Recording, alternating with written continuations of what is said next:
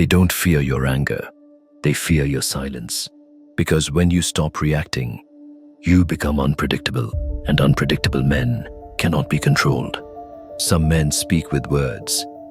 Others speak with presence. But the rarest speak with their silence. Not out of weakness, not out of fear, but out of deep internal clarity. Because silence, when it's chosen, is not absence.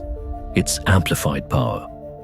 You were trained to be emotionally available, to respond when called, to please, to fix, to soften the discomfort in others, even when it cost you your own peace. But the moment you step back, the moment you stop explaining, the entire dynamic shifts. People panic, not because they miss you, but because they can no longer use you. They don't see you. They see a reflection of what they need. Comfort, control, validation, and the second you stop providing it, they feel exposed. Your silence forces others to face their own noise, and most can't handle it. Carl Jung didn't see your mind as a machine. He saw it as an energy system. Every thought, emotion, and reaction costs something. And most men, they spend themselves like they're infinite. You argue with people who don't listen. You justify yourself to people who've already judged you. You reply instantly to messages that drain you. You say yes when everything in your soul is screaming no. And what's left? Exhaustion, frustration, a quiet, creeping emptiness that no achievement seems to fill. Not because you're weak, but because you're being used. Your attention, your care, your emotional labor, they take, they drain, and then they disappear until they need more. Carl Jung wrote, "Everything that irritates us about others can lead us to a better understanding of ourselves." So ask yourself, what triggers you? Who drains you? Where do you lose your center? These are not surface annoyances. They are portals into your boundaries, into your self-worth, into the places where you've been programmed to betray yourself, just to be accepted. Before we continue, please don't forget to like and subscribe if you're enjoying my content.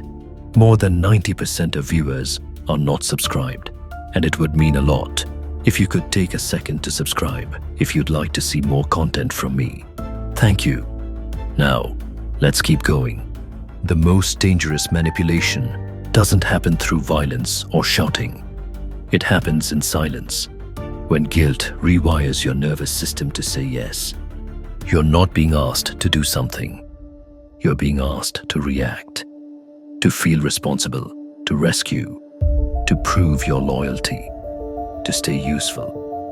But here's the game. As long as you react the same way, they never have to change. You carry the weight. You keep the peace. You fix what isn't yours. And the moment you stop, the moment you say, "Not my circus, not my fire," you shatter the story. And now they're forced to look at themselves. Not everyone is ready for that mirror. So what happens? They attack, they accuse, they say you've changed. They call you cold, distant, arrogant. But you haven't become colder.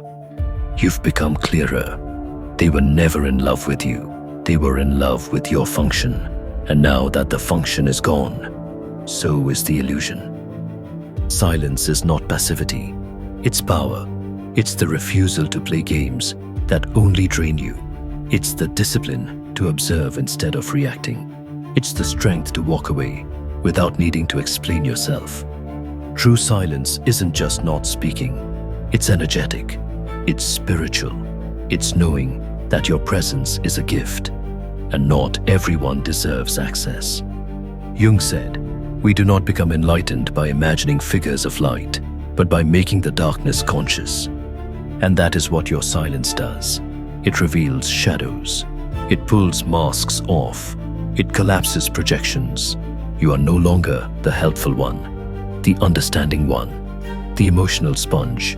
You are unreachable, not because you ran, but because you ascended. This might be the hardest truth of all. You don't owe anyone an explanation for protecting your peace. Not your friends, not your partner, not your past self. Your energy is sacred, and who you give it to shapes your life. Being available to everyone means you belong to no one, not even yourself. But the world taught you otherwise. It said, say yes to be liked, be soft to be loved, be responsive to be worthy. It lied, because your over-availability becomes your invisibility. The more you give without discernment, the less you're seen, the less you're respected, the more you're used. It's not about becoming bitter, it's about becoming sovereign. There's a solitude that comes when you stop being emotionally available. At first, it feels like loss. People leave, you feel misunderstood. You wonder if you're too much or not enough. But what you're really feeling is withdrawal from an addiction. The addiction to approval, to control, to being needed.